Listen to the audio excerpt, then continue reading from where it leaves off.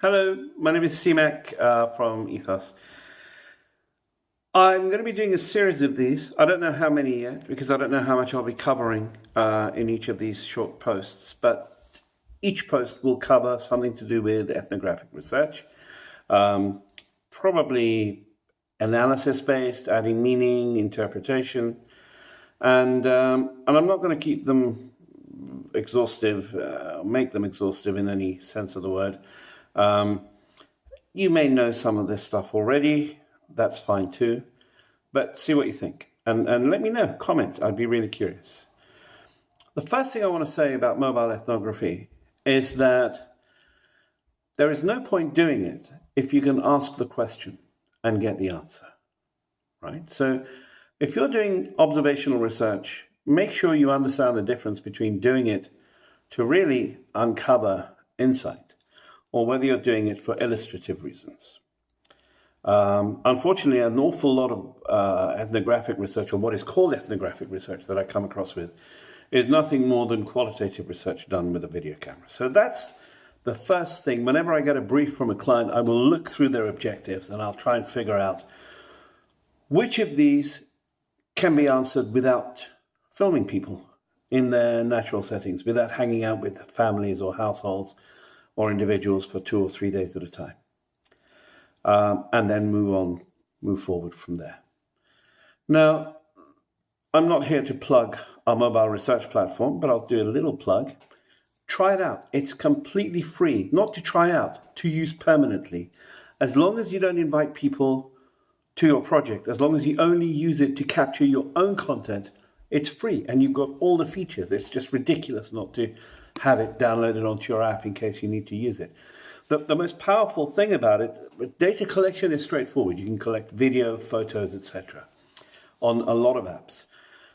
It's the back end that we have, which enables you to make sense and add meaning to huge amounts of observational data and ethnographic data, which is inherently messy and chaotic. That's what's key. So plug over. I'm now going to talk about a couple of things in the context of mobile ethnography. Even actually if you're doing participant observation, start doing the analysis the moment the camera's whirring. In other words, as the content is coming in, whether you're doing mobile ethnography or whether you're standing in someone's home watching, observing, cooking occasions or whatever it might be, you can do your analysis and thinking continuously as you're working, as you're doing it, and taking notes. That's really, really important to do.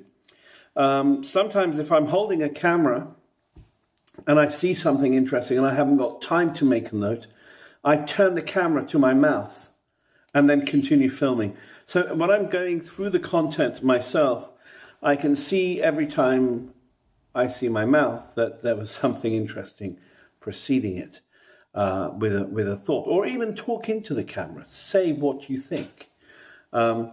That's very, very important because a lot of these thoughts actually will just leave your head the minute you exit wherever it is you're doing your work.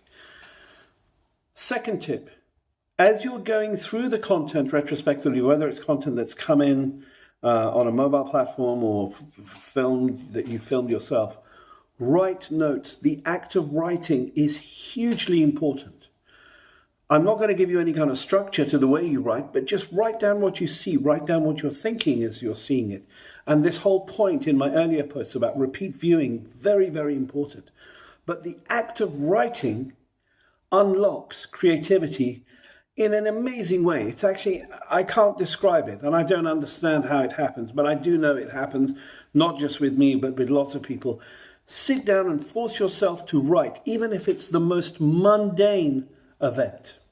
And here's a point about mundanity, about the boringness of everyday life. It is boring, right?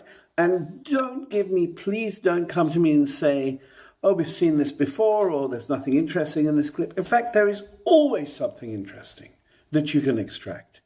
And it's down to how you can translate and add meaning to the observations, right? So don't expect insights to jump out at you. Your job, to use a kind of commonly used cliche, is to make the ordinary extraordinary. The key is to take the things that you already know that are not surprises and reframe them. Okay, and you can only do that through repeat viewing and writing. In my view, I think that's a really, really important point. Finally, so I don't want to keep this long. I'll have more comments, more posts I'll do later on. But the other thing I want to say, when content is coming in, when entries are coming in, I'm not talking here about participant observation anymore. I'm talking here about when participants are capturing content for you. Remember that what they send you is just part of the story. In other words, the decision to capture is as important as the event or the entry that they've captured and sent you. Okay, so the decision to capture needs to be thought about as well. Why are they sending you what they're sending you? What aren't they sending you? What aren't they showing you? What are they trying to convey about themselves? Which then begs the next question, which is, who are these people when no one is looking? Okay, that's it. That's it for today. Thank you for watching. See how this goes, and I might do some more. Thanks.